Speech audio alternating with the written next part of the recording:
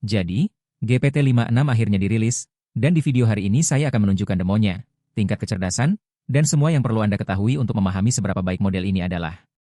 Jadi salah satu hal pertama yang ingin saya tunjukkan kepada Anda semua adalah bagian intelijen, di mana Anda berada yang sedang dilihat adalah indeks kecerdasan analisis buatan, dan ini pada dasarnya tabel liga gabungan untuk model AI.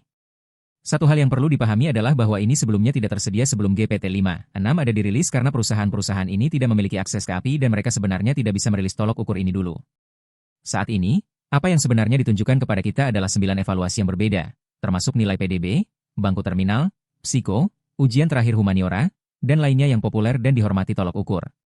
Jadi, Anda mungkin bertanya, di mana GPT-56 mendarat?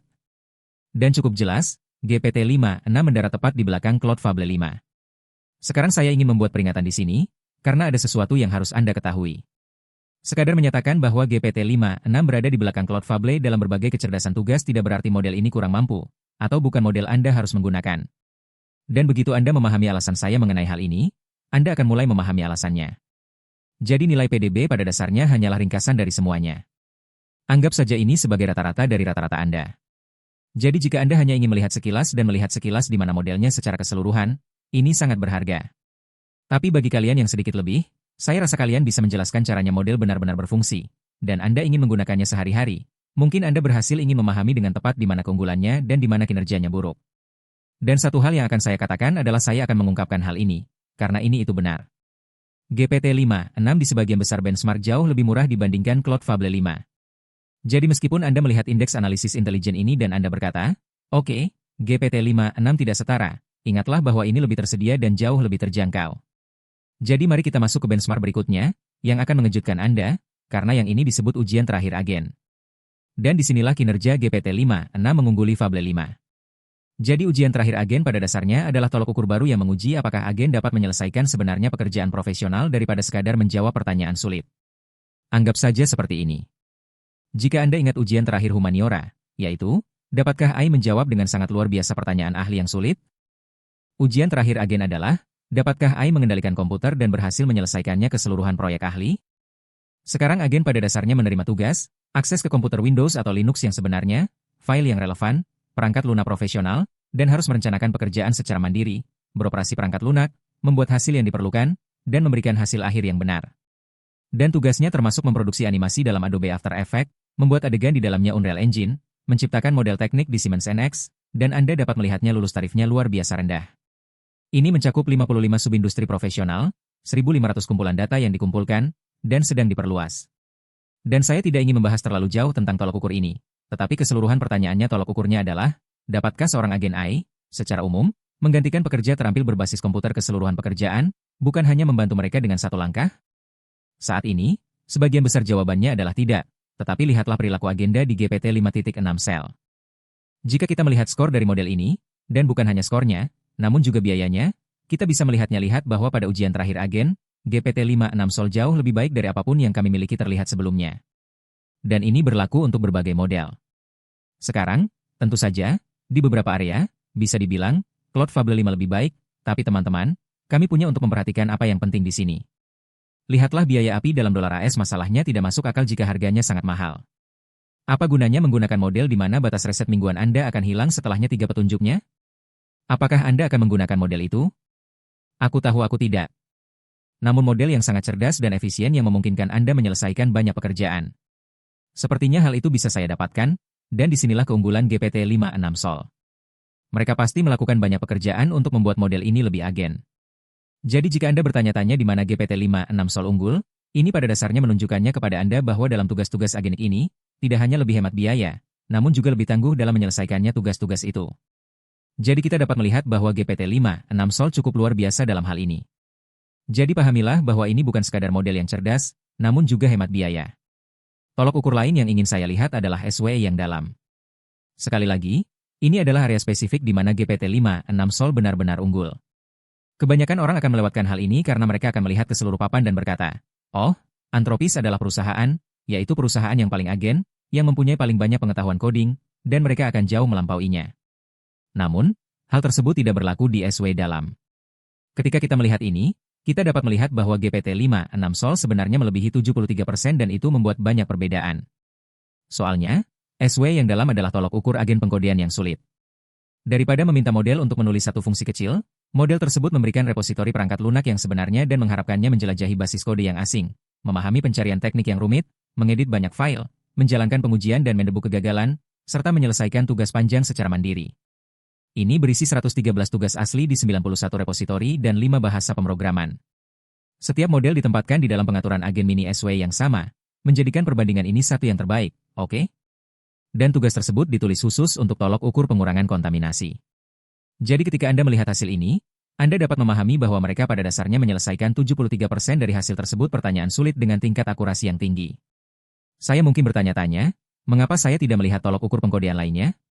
Guys, benchmark memang berguna, tapi seringkali ada kesalahan di dalamnya. Menurut saya, bahkan dengan tolok ukur ini, tampilannya terlihat sangat bagus untuk GPT-56 Sol dan model lainnya.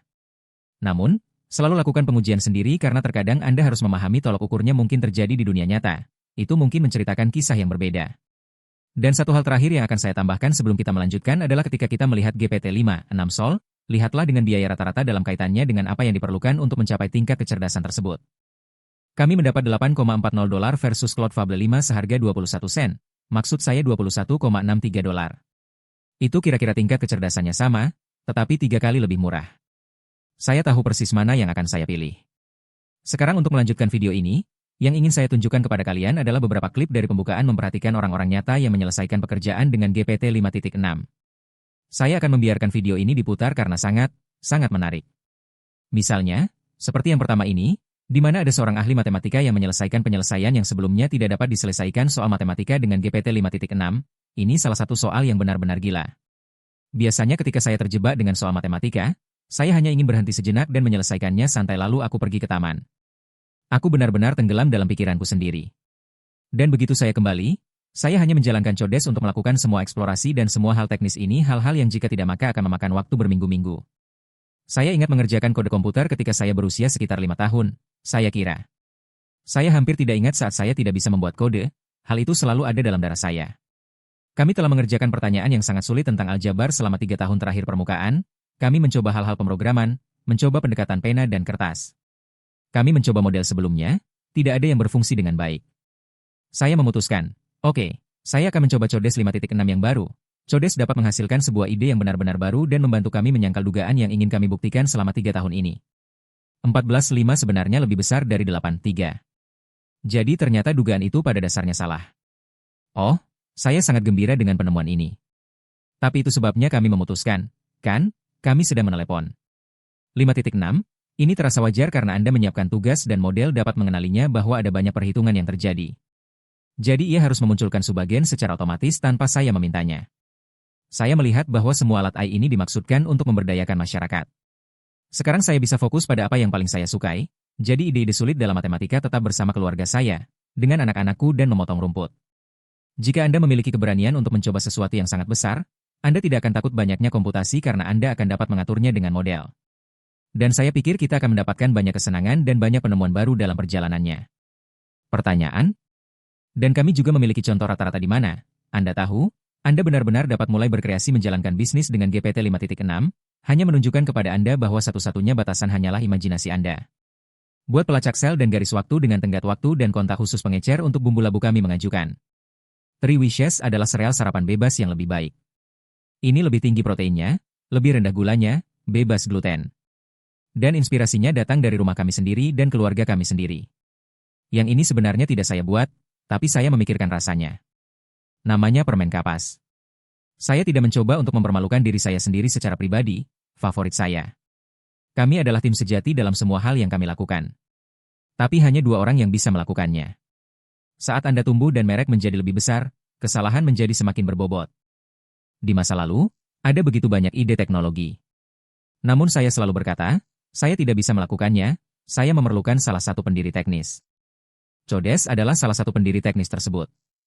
Setiap kali kami harus menjalankan musiman, hal itu menjadi mimpi buruk operasional. Jadi kami meminta Codes membangun pusat komando dan dashboard yang sangat indah ini. Jadi saya selalu memulai dengan mengatakan, tolong tetapkan tujuan bagi diri Anda sendiri untuk melakukan hal ini secara menyeluruh. Harap gunakan riwayat peluncuran sebagai sarana untuk menginformasikan dashboard itu sendiri. Gunakan branding 3 Wishes, apalagi branding baru kita punya box baru yang kita punya menggunakan. Ini adalah aliran pemikiran paling tidak terorganisir yang pernah saya lihat. Sama sekali. Bagi mereka, ini adalah hasil yang luar biasa menakjubkan. Maksudku, hal itu tidak mungkin terjadi sebelumnya. Dengan 5.6, saya mengarahkan beberapa pedoman merek Three Wishes, dan berkata, lihat saja menyukai dan merasakan merek kami. Keren abis. 5.5 tidak pernah mampu melakukan sesuatu seperti ini. Dengan 5.6, saya berbicara dengannya selama 5 menit, dan ia mengeluarkan semua data yang berbeda ini irisan yang mereka butuhkan. Ini terasa seperti mengatakan bahwa Anda biasanya berpikir bahwa Anda bisa menjadi perusahaan besar bernilai miliaran dolar membangun. Dan Anda seperti, kami mengerti. Saya memiliki sistem perangkat lunak yang dipesan khusus. Membuat Anda merasa nyata dan giat. Ya. Ini membebaskan waktu paling penting bagi kami.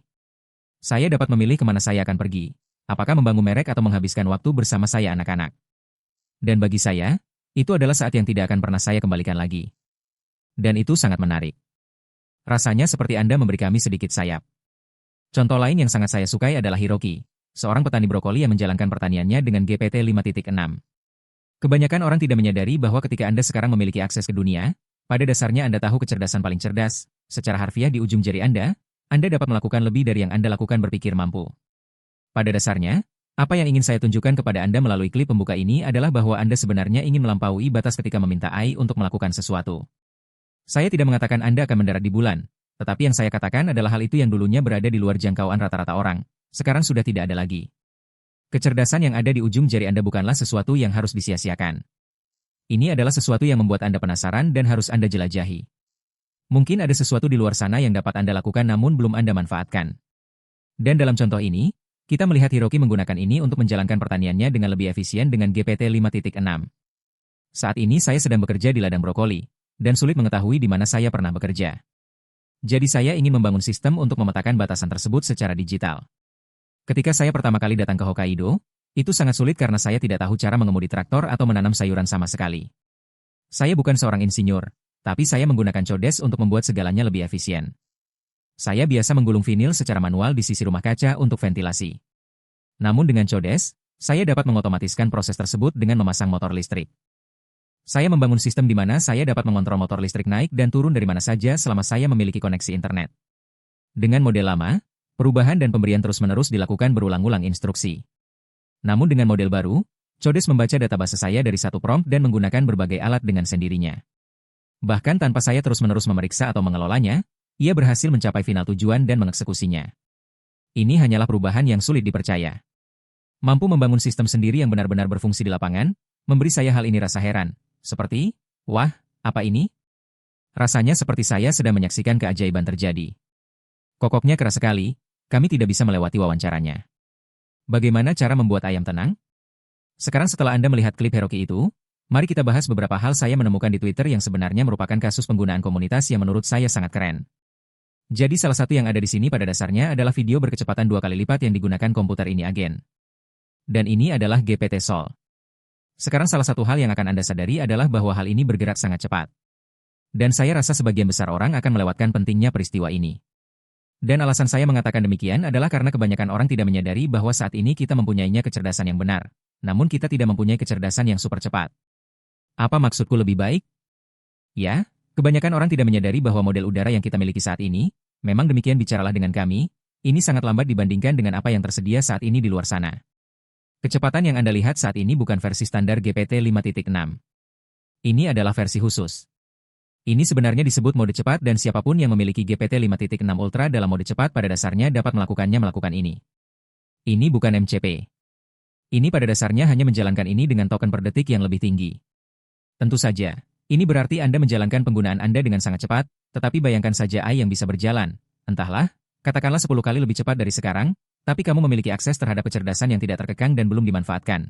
Oke, seperti bayangkan meminta AI Anda untuk membuat kode situs web Anda. Oke, situs web yang lengkap, sesuatu yang sangat kompleks dan dapat diselesaikan dalam waktu 30 detik. Itulah yang kita bicarakan di sini ketika kita melihat peningkatan token per detik. Dan di akhir tahun, akan ada rebus dengan 750 token per detik. Dan hal ini akan mengubah keadaan secara radikal dan membuka bidang intelijen baru. Dan menurut saya saat itulah AI akan menjadi sangat menyenangkan karena para agen akan hadir untuk bergerak 5 hingga 10 kali lebih cepat dan kita akan melihat beberapa hal luar biasa. Mari kita lihat contoh dari pengembang yang pada dasarnya menggunakan GPT 5.6 membuat versi Google Earth yang berfungsi. Saya berharap saya sekreatif dia untuk menghasilkan ide ini. Tentu saja, saya akan meninggalkan tautan ke hal ini sehingga Anda dapat melanjutkan dan memeriksanya halaman. Saya akan meninggalkan tautan ke semua ini, tapi ini ide yang sangat keren. Anda dapat melihat bahwa aplikasi ini berfungsi. Anda dapat melihat bahwa ia sebenarnya memiliki ikon dunia yang disebut ikon dunia yang melintasi semuanya dari berbagai macam ikon di seluruh dunia, Big Ben, menara iPhone, dan pada dasarnya ia dapat memplot berbagai hal seperti bangunan, bandara, puncak gunung, sungai. Maksudku, hal semacam ini bisa digunakan. Maksud saya, ada begitu banyak kasus penggunaan yang berbeda. Saya bahkan tidak ingin memikirkan tentang banyaknya kasus penggunaan berbeda yang kita miliki saat ini memiliki model yang lebih mumpuni. Dan kalian mungkin berpikir saya melebih-lebihkan, tapi saya sudah menguji model ini sendiri dan memang benar akan menunjukkan kepada kalian beberapa contoh betapa bagusnya model ini untuk mengkodekan berbagai hal dengan cepat. Ingat teman-teman, ini adalah model yang pada dasarnya berada pada tingkat kecerdasan tertinggi dan tertinggi tingkat atas dalam hal kisaran harga. Jadi pada dasarnya Anda mendapatkan yang terbaik dari kedua dunia. Dan ini membuka area kreativitas baru karena ketika Anda menggunakan model antropis, Anda juga bisa melakukannya biasanya dibatasi oleh penggunaan Anda dengan OpenAI. Pada dasarnya Anda dapat melakukan apa yang Anda inginkan. Kami punya contoh lain dari Eden Molik. Disinilah dia ingin membangun kota yang berkembang secara prosedural. Dan ini adalah sesuatu yang sekali lagi tampak sangat mengesankan, kemampuan membuat kode semua ini dari awal, yaitu GPT 5.6, semua ini dihasilkan secara prosedural. Pada dasarnya, menurut saya itu dikodekan dalam HTML, 3JS. Sejujurnya, saya tidak sepenuhnya yakin, tapi kita telah berpindah jauh dari tempat kita berada setahun yang lalu. Dan saya tidak dapat membayangkan akan seperti apa model-model ini dalam 1 atau 2 tahun dari sekarang. Anda benar-benar dapat membuat apapun hanya dengan mengklik tombol. Dan satu-satunya batasan adalah kasus penggunaan Anda sendiri. Mungkin Anda ingin, Anda tahu, merencanakan beberapa pembangunan di kota Anda sendiri. Mungkin Anda ingin merencanakan sesuatu di ruang tamu Anda. Entahlah, kerjakan sendiri proyek rekayasa kreatif, ide dan pemikirannya benar-benar tidak terbatas. Ini adalah sesuatu yang menurut saya benar-benar gila setelah Anda mulai mendapatkan kasus penggunaan turun. Salah satu contoh paling mengesankan yang beredar di Twitter, di mana GPT 5.6 Sol, lihat Manhattan yang berbasis di Faushal ini. Ada posisi yang luar biasa dengan build ini, dan tampaknya ini berjalan selama seminggu. Jadi ini Matt Kumar, dan dia pada dasarnya meminta GPT 5.6 Sol untuk membuat berbasis Faushal Manhattan.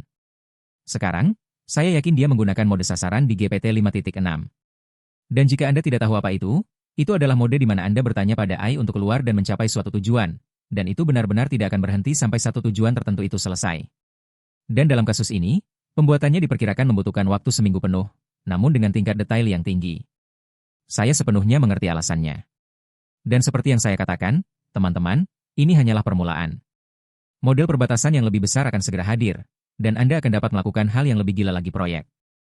Sekarang, OpenAI, tentu saja, telah memperkenalkan beberapa kasus penggunaannya sendiri, beberapa di antaranya barang milik sendiri yang dibuat dengan GPT 5.6 Sol.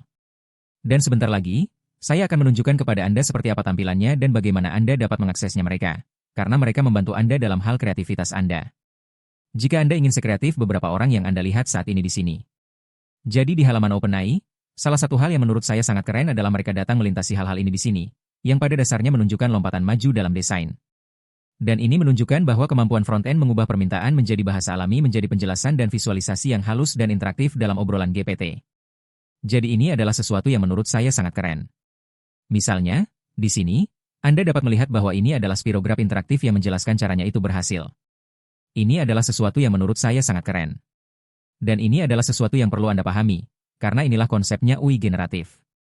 Sekarang, jika Anda bertanya-tanya apa itu UI generatif, pada dasarnya itulah antarmuka pengguna dikembangkan dengan cepat, khusus untuk Anda. Dan saya pikir hal ini akan menjadi semakin umum seiring dengan meningkatnya kecerdasan dan lebih banyak lagi yang tersedia. Jadi katakanlah Anda ingin mempelajari sesuatu dengan gaya yang sangat spesifik. Terkadang sesuai keinginan Anda yang dapat Anda lakukan hanyalah meminta AI untuk mengkodekan visualisasi tertentu yang dapat Anda ubah. Dan AI mengkodekannya dengan cepat, aplikasi kecil yang dibuatnya untuk Anda. Dan kemudian Anda dapat menggunakannya untuk memahaminya konsep-konsep yang kompleks. Satu lagi di sini adalah inferensi gelombang interaktif. Kita dapat melihat keseluruhan diagram ini sangat berguna bagi orang-orang yang mencoba memahaminya konsep ini. Dan satu lagi adalah tokenizer GPT interaktif. Jadi ketika menggunakan GPT 5.6 Sol, ini adalah sesuatu yang kebanyakan orang akan lewatkan namun tidak dilakukan menyadari bahwa Google dan AI terbuka mendorong kemajuan dalam generatif interaktif ini UI. Jadi di sini Anda dapat melihat bahwa Anda dapat mengetikkan teks dan kemudian teks tersebut menunjukkan kepada Anda bagaimana keadaannya diberi token. Jadi menurut saya ini adalah sesuatu yang super, sangat berguna, dan kita akan mulai melihat lebih banyak lagi dan lebih dari itu. Seperti yang saya katakan, ketika kecerdasan menjadi lebih baik. Jadi jangan lupa untuk mencoba prompt ini. Bisakah Anda menjelaskan secara interaktif cara kerja XYZ? Karena ini akan menjadi sesuatu yang seperti itu lebih umum. Dan Anda akan menemukan bahwa penjelasan tersebut seringkali lebih baik daripada penjelasan standar, terutama bagi Anda yang merupakan pembelajar visual.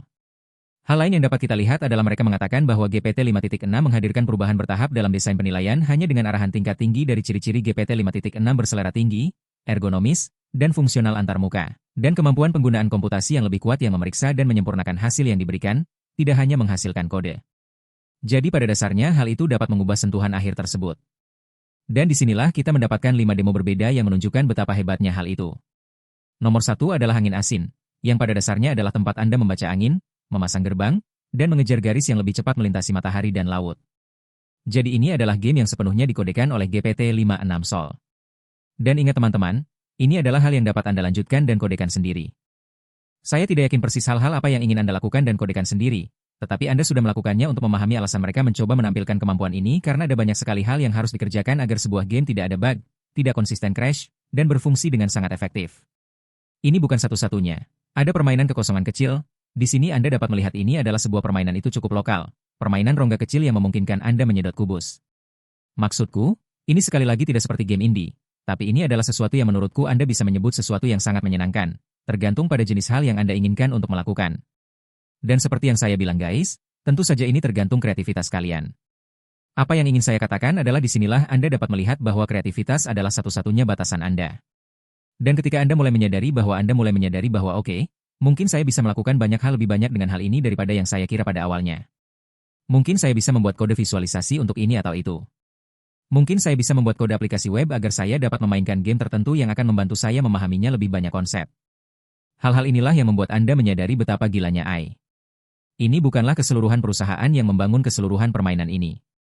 Ini adalah GPT 5.6 dalam satu perintah.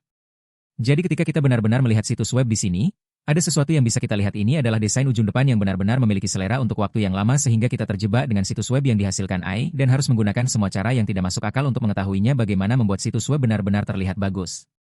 Tapi sekarang sudah ada GPT 5.6, karena kita benar-benar dapat melihat desain tersebut dan kembali dengan sesuatu jika tidak.